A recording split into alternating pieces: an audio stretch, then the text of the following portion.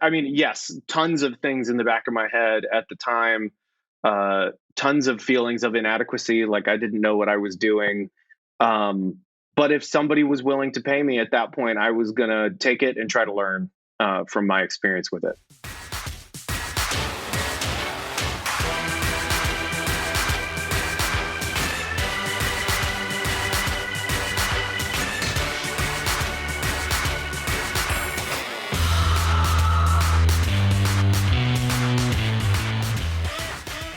Hey, everybody, welcome back to the Rebase Show. This is the show for profession with purpose. And if this is your first time joining us, I am your host, Sean P. Martin. And the purpose of this show is to give you everything that you need to create more success and more fulfillment in your career and in your life.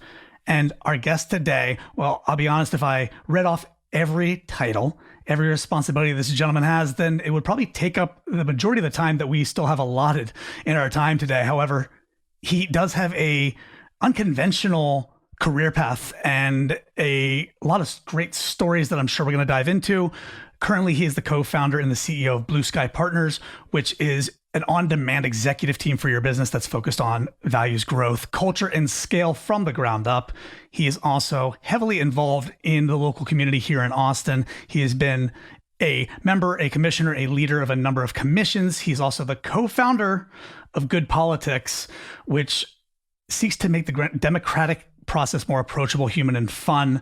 And as I'm reading off just that variation of roles and responsibilities and interests, I think you can begin to tell that this is a man who is invested in helping his community and those around him. And so without further ado, Nathan Ryan, my friend, welcome to the Rebase Show today. Thank you for joining us. Thanks for having me. Always good to see you. Of course. Always good to see anybody these days, even digitally, but it's especially always good to see you. 100%. And any quality conversation that I can have with somebody who's as invested with helping other people like yourself, to me is a win.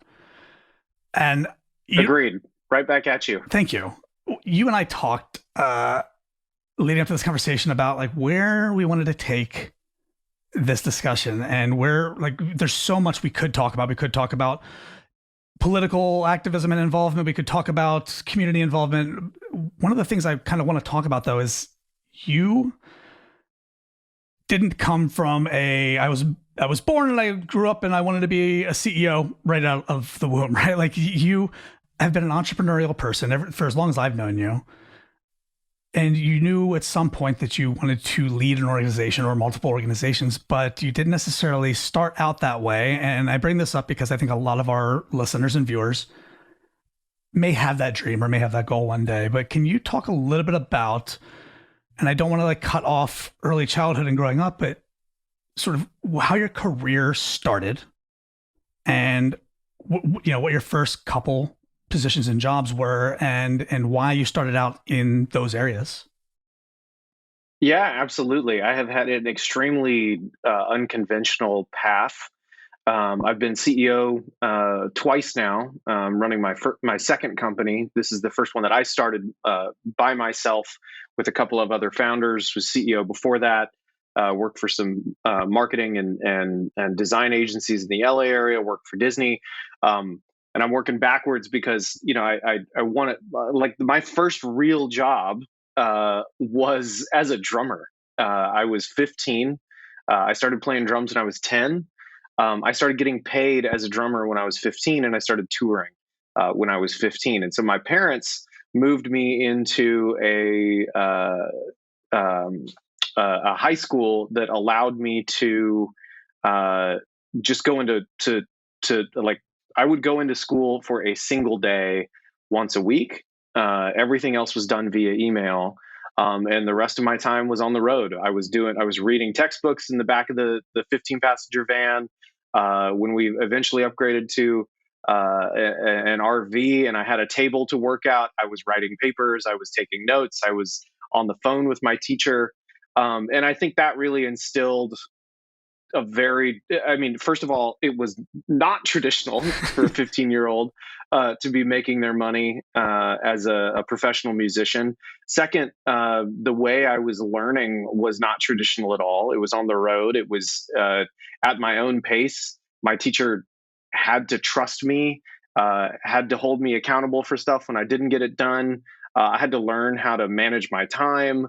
Um, I also got to be extremely creative because I was on the road and I was in a band, and we were playing 6 shows a week and touring the country, and so I mean that was where I started. And then while we were on the road, I picked up graphic design because I didn't really like the way that our posters were being designed for our shows. And at that point, social media was starting to become a thing. So I figured, I'm the youngest one in the band, I should design our MySpace. So I had to learn how to code a little bit, had to learn how to start promoting within that social network, had to learn how to design for those pages. And then that just kind of spiraled, and I started designing anything and everything: record, album covers, other promotional materials for social and things like that. Wow. And that led eventually to me getting picked up. After I took a few classes here and there. I'd graduated high school at this point, but I took a few classes here and there, and then I was still in community college, and this was right around the time that the economy crashed in '08, which I felt like was a great time to I don't think I thought about it in this kind of positive light then, and I still don't look at the 2008 crash as a positive thing. I don't want anybody to misunderstand me Right. here. However, it was a great time if you were like, well, I'm going to try to, I knew like I wanted to continue on this more untraditional path. And I guess, all of the traditional places are falling under right now. I might as well try to figure this out. Right. The world's on fire. Right. Yeah. Yeah. And so to kind of wrap it up, to get to like my first really, really sort of like big boy job, I started my own sort of design firm when I didn't even know what that meant. I was very bad at it. How old I go were you back then? and I look at the stuff. I was about 20 Okay. at the time, still touring with the band. And I started a design firm. And it was terrible. It was absolutely terrible work. But people would pay me, right? Like people would pay me $125 to design a logo and a business card. And so I started taking it. And then I ran into a family friend who eventually ended up bringing me in when he got hired as a VP at Disney to be a junior designer at Disney. And so, there's this weird sort of started as a drummer, ended at Disney. I mean, that is like kind of that's like the prelude to my career. That's act one, right? At this point. That is kind of act one of your career.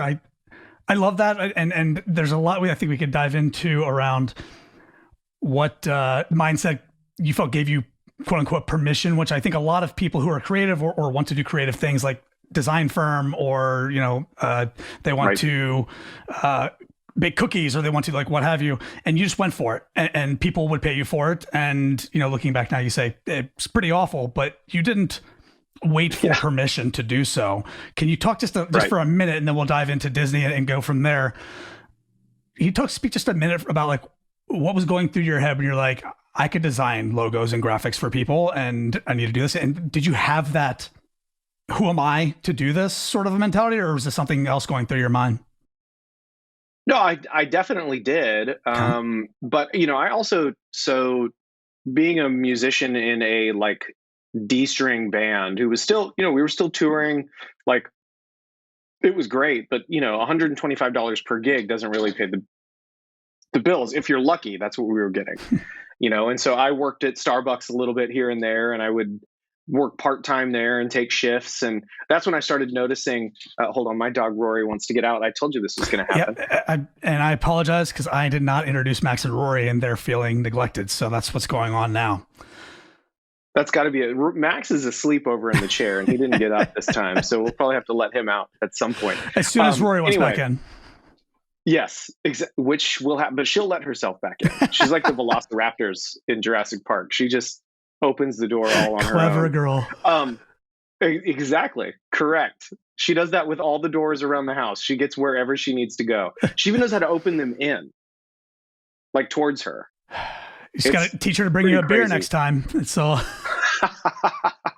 That's a great idea. That would be really helpful right now. Yep. It is. It's 4:30. It's not too early. Exactly. Anyway, anyway. Um, no, I was working at Starbucks, taking those part-time shifts. And then I would work out of Starbucks, right? So if I was designing something for the band, I would sit there with the laptop and I would design something. And I noticed that other people were designers, at that point. This is the emergence of all these people who were getting Apple computers and suddenly fancying themselves designers. There's just this massive uptick in that I saw. And I think what that did for me, seeing that many people trying to do it and to get into it, was it made me feel like, everybody's kind of trying to do this thing. So if somebody will pay me to design a logo for them, or if somebody will pay me to design a business card for them, and they give me their money and I give them a product, then I kind of feel like we upheld our ends of the bargain here. Yeah. And my goal would just be to increase and like my work more, right? That was what I think I was judging it off of, was do I like my work and appreciate my own work as much as other people tell me they like my work? And that wasn't always the case, right? Like I think about this one design that I did for a local photographer, and he absolutely loved it, but I didn't like it at all.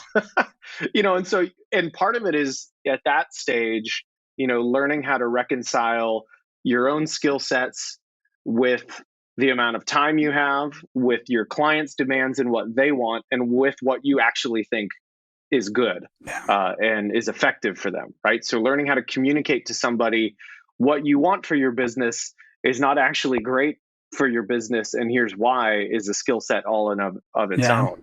But at that point, I wasn't thinking about things that way. At that point, I was literally just thinking, will you give me money if I give you that thing that you asked me to do? Because if you'll give me money, I will give you that thing. Yep.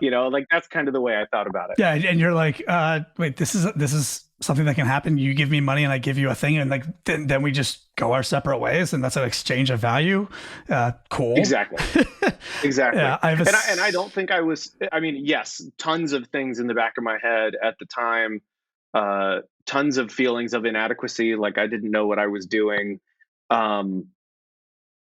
But if somebody was willing to pay me at that point, I was going to take it and try to learn from my experience with it. Yeah, I love that, because I feel like there's a sense of impermanence there, and you wanted to provide value in the moment, but you weren't thinking, you weren't second guessing yourself, like, should I be doing this long term? Should I be doing this right now? It was just in the moment, I'm going to provide value, and they're going to provide value and money, and well, move forward. Yeah, and I would say this is a big difference in my mindset, at least, between the way that I saw design, which I saw it as it was a passion of mine. It was something I was really interested in, but it wasn't like there was no identity tied to it, right? Versus I was a drummer in a band, and I was touring as a drummer in a band, and at some point I learned guitar, and I thought maybe I should be a songwriter. Very different. I wrote and released a number of songs, but never felt comfortable enough to pursue that because my identity was tied too closely to it, right? And so design was an artistic or creative way for me to get involved in a market-based activity that I felt like could be a business, where if I was designing for a client and I didn't like the work, but they still paid me and it was what they wanted and they liked it, I'd feel fine with that. And so I think I had to learn how to separate, like, yes, I'm passionate about design and I'm passionate about a good client experience, but at the end of the day, I understand that this is a job and I'm okay with it being a job, versus a more creative activity like being a songwriter or a singer. Which it sounds like my identity that was kind of who you were. Like, you thought, I'm a musician, I'm a drummer, I'm even a guitarist, and it's, that's really, really interesting. So, wow. Max wanted out. No, it's so good. That's really, really valuable, I think, for folks. And I've had some threads of thought recently on helping folks to build a service-based business, or at least make the attempt, which, it sounds like you did that early on. I did that early on myself, did Mm-hmm. web design for photographer, actually, when I was like 13, Mm-hmm. 14. And to be able Mm-hmm. to not make it a part of your identity and who you are, but just you're providing value. So that's really, really amazing. So you got a job at Disney. So now you went from being musician on the road, professional musician, and designer on the side, to now you're working for a big company and big reputation, Yeah. like all these things. And how long were you there? Was that a springboard for other things? Like, how did you view that job at the time, and how do you view it now? Yeah. Well, so I mean, I worked at a startup division of at the Walt Disney Company, right? And so startup division at the Walt Disney Company means you don't have $1 billion budget, but you do have a $200 million budget. So it's not like the kind of way we think about startups, Right, right? right. Um, but it was it was a small team for Disney. It was 25 people in the United States and another 15 or so over in China. It was a kind of round the clock sort of um, kickstart into what it meant to be part of a small team, getting something off the ground with funding. So on one hand, I really got to learn about what that startup mentality looked like. And I also really got to learn how to navigate corporate politics. I mean, um, Bob Iger, former CEO, had just stepped into the role, I believe, about a year or so before I came to work for Disney. And so he really wanted to make sure that his first few years were strong. So he was in the office, in our office, multiple times a month to check on this project because Disney was making a big bet Mm-hmm. with it. And so, I'm like 21 at the time in the room with Bob Iger, like, you know, just peeing myself a little bit, Yeah, yeah. because like and if I get called on for a question, which didn't happen very The often, but if I get reputation of called those on for a people, right? question, Yeah. right? If I get called on for a question, I had to learn very quickly to feel confident about what I was saying and to do my homework before I got into a room. And maybe I had to do it really quick because maybe we didn't know Bob Iger was going to be at that meeting, but I had to make sure that I was ready for anything where there might be an SVP in the room because maybe the CEO decides he's going to show up. So like all of that kind of stuff, right? Mm-hmm. Um, it was really, really valuable. I was there for about a year. The economy continued to crash, and at some point, Disney had to make some changes to the financials. And a group of us with my team were moved over to an agency that Disney was outsourcing to.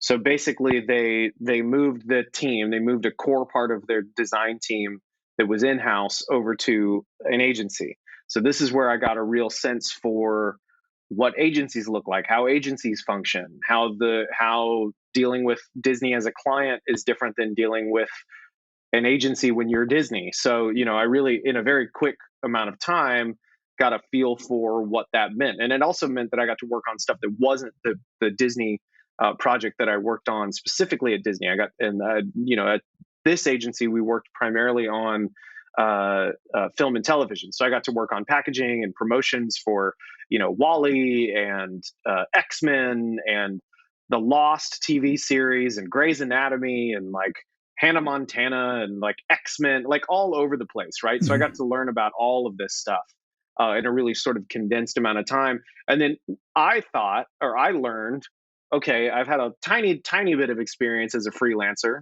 running my own design business Mm-hmm. before Disney. I've got experience within Disney and I've got relationships within Disney.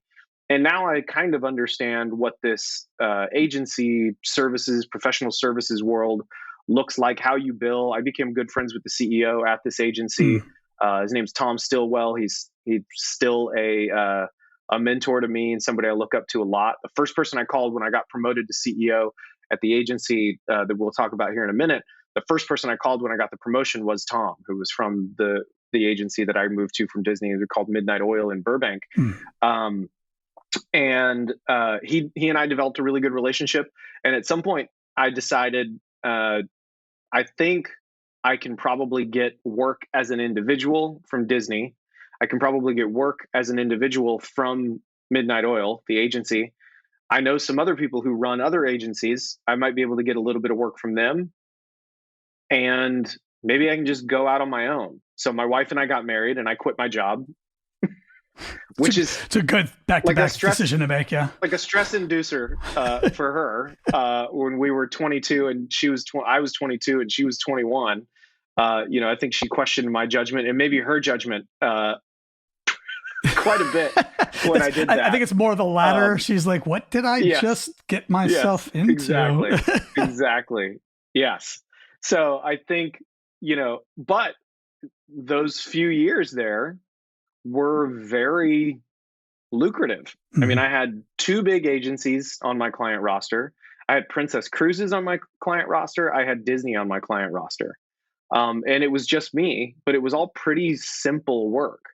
And so I did that for about 2 years. And then some friends of mine were starting a web agency and a digital agency. And we're going to focus mostly on WordPress sites. And I told them, I don't really understand this, but I can learn the format and I can design a little bit. But my real goal would be to be in operations and to be running this, So I told them my goal would be to get out of the design side, would be to get into the management side, managing the team, building out our operational capacity, learning about the sales side. And then my ultimate goal would be to be CEO. And so I said that in one of my first few meetings with them. So I want to, and that's what. I want to stop you right there just because I'm curious, and I'm sorry to interrupt, mm-hmm. but you decided that you wanted to manage the team and manage the people and eventually end up in that CEO role. As somebody who never saw themselves as a manager or a leader of people or anything like that, and in fact, I'd say early in my career, I saw management as kind of unnecessary or superfluous, but before I realized the importance of it. What made you go from creative, and I know you had the successful agency that you kind of created that was working with big clients. What drove that mindset in those first couple of meetings to say, I want to be the manager of the people in the process and I want to make this bigger? Was there something inside of you that just was looking for something else, or what drove that? Because a lot of creatives, musicians, artists, designers, engineers, we're not thinking, I want to build a company and lead a company. So do you have any sense of what inside you was kind of like driving that decision? Yeah, I mean, I think at Disney, I started noticing, and this was also true at some of at Midnight Oil as well. But at Disney, I started noticing, people on the team, if they have a question about how to approach somebody, or they have a question about what to do about a concern that they have, or they want to game plan their strategy for how to talk to so-and-so. I found a lot of people, even at the age of 20, were coming to me, and they would take me to coffee, or they'd want to ask. And then I'm talking vice presidents at the division, right? That would come to me and they would say, we're trying to figure out how to approach this. Like, I'm just trying to think through this thing, yada, yada, yada. And I enjoyed that. I enjoyed thinking through the strategy of how to move the ball forward on an initiative, or how to move things forward, or maybe disperse some tension between parties. My dad's a pastor, so I grew up around church politics, which, boy, howdy, if you think real politics are bad, church politics are worse. And so I saw my dad learn how to navigate. I watched my dad from a really early age navigate, questions of whether or not, your son is playing your son being me, your son is playing the drums. I believe the drums are of the devil. How do you, what do you do there? It's rock, and so I watched my dad navigate these kinds of factions, right? And deal with all of that kind of stuff. And the tact and I got put into, right.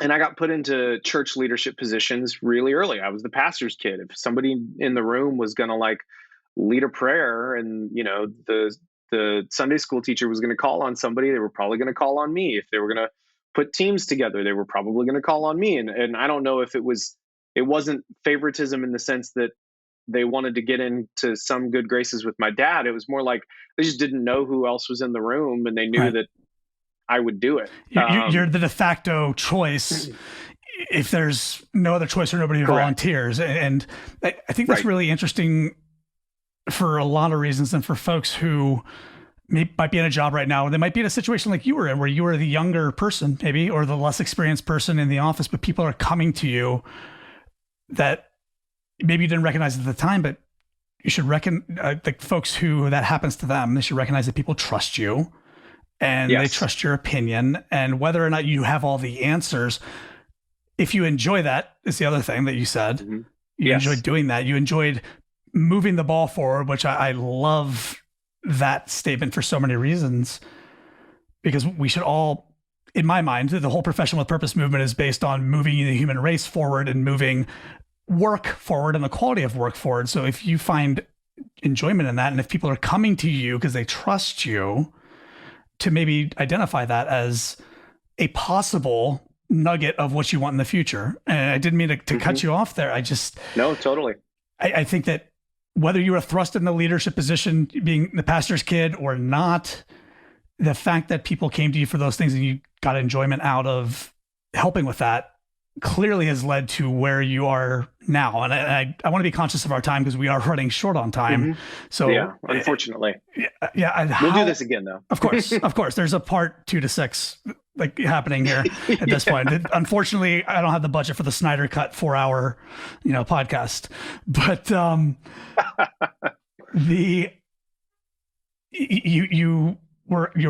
you got promoted into the CEO role, and from there, like, how, first of all, being promoted into a CEO role, that might have to be like a separate conversation in and of itself, because I'm very curious about what it's like to inherit basically leadership of a company. But you ended very different than starting one as CEO. I bet. I've inherited departments of people, 20, 30, 40 people, and that is its own thing. Inheriting an entire company is sort of like, what do I do with this? I want to put it somewhere safe. Yep, exactly. But you decide to start Blue Sky Partners, and you started it with, it wasn't just you as a solo founder, and I'm curious about this for my own selfish edification, but for other people, how does a company like Blue Sky, who isn't an unconventional company in the category that you're in, but it is unconventional in the way that you guys kind of operate a little bit, how did that come into being? And then if there's any time left, I want to talk a little bit about the other 15 to 25 organizations you might be involved with at any time.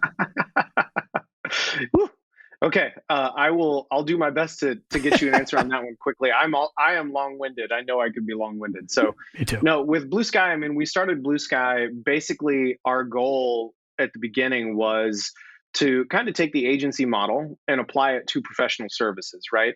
So it's not just on-demand executives or anything like that. I mean, really what we are is we're kind of a SWAT team department. We're like, you want to build out a new vertical, but you don't know, you don't have the budget to build it out within your own company. But if you had $100,000 and you could hand that to a group that could build out the foundation for it, and get it ready to launch it and then oversee it, with other people on your team to help save your internal resources. I mean, that is the model. That is what we do. Right. It's like expediting through the pain points. Is that kind of part of it? Mm-hmm. Exactly. Yeah. I mean, and we still work through all those things with the company. We make sure that it's sustainable. One thing that I'm really passionate about is the idea that, leadership in my view is less about ego and less about power and more about stewardship, right? The idea that you are in charge of an idea. You are charged with making sure that people come out as better versions of themselves after interacting with you and with your organization, and people and ideas come out either validated and better, or like relegated to the ash heap because you decided that they don't work, and it's healthy knowing that it doesn't work, right? And in larger organizations, you can play around with more ideas, which means an idea dying doesn't mean that the organization does. Um, but when you're a small company, and you and I were talking about this a little bit earlier, when you're a small company, it really does matter where you're spending your time, what you're putting your energy into. If you put all of your energy into something that hasn't been validated, that there is no market for, that are going on your gut with, but you haven't done all of the requisite work up front, it doesn't always pan out. It Right. very seldom does. And so from our vantage point, our idea is that we've got experience starting, scaling, exiting ideas, organizations, companies, and we've got a whole network of consultants that have experience with very specific subject matter, and or similarly to us, are facilitators and are well aware of what those start, scale, grow, exit sort of Yeah. phases look like. And so, from our view, our goal is to come in and kind of help steward those ideas through that process. Yeah. And so it sounds like you help to de-risk the choice of some ideas and also provide the experts, which shortens the learning curve, as I kind of alluded to earlier, which I love that. I said, and we could dig a lot more into Blue Sky Partners. I really admire what it is you guys are doing, and just the reputation you've built, not even probably intentionally, but just based on the results of your work and the impression that you leave on your clients, which is amazing. Well, I have to ask. It's been fun. I can only imagine. You guys have only been in business for a handful of years, less than 5 years, I believe. Yep, correct. It's amazing what you've done, and the just sort of the hockey stick growth from the get go. With the last couple of minutes that we do have left here, that seems like a lot on your plate as CEO of a company that helps small businesses with basically to nurture their baby.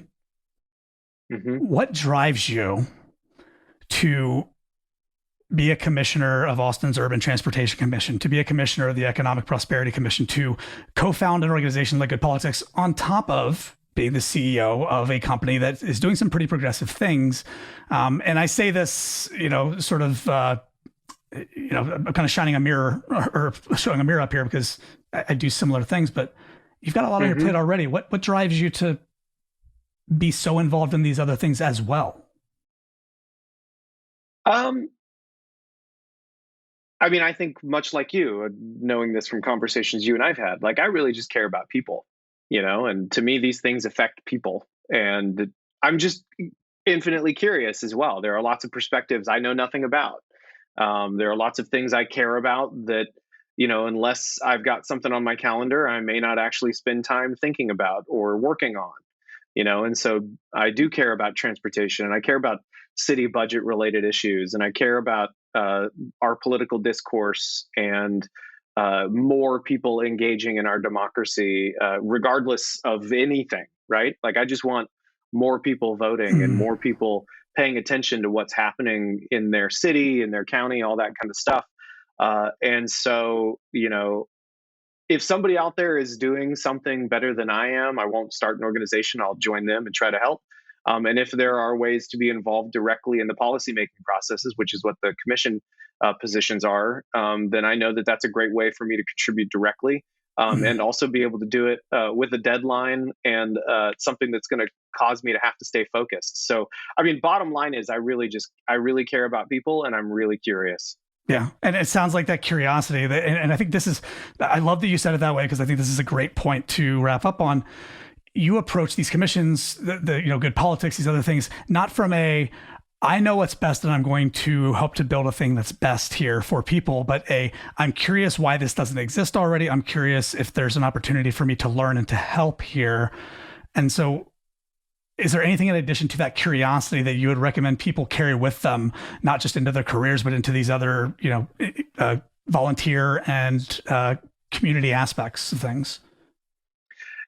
Yeah, I mean, to me, like, all I can say is I try to operate from a position of confident humility as much as possible. If I've got a thought, if I believe something, you will know it.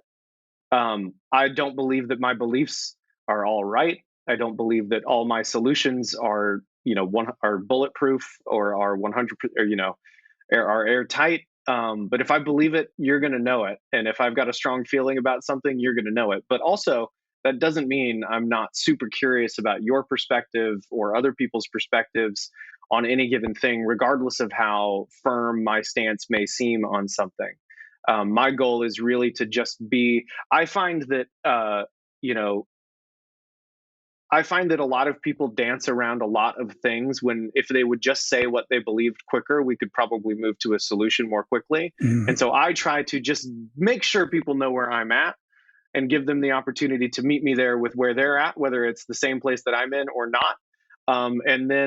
And then like, cool, we can talk about the difference between those things. And if there are places we can work together, great. And if there are places we won't work together, then that's fine too. You know, I like beer.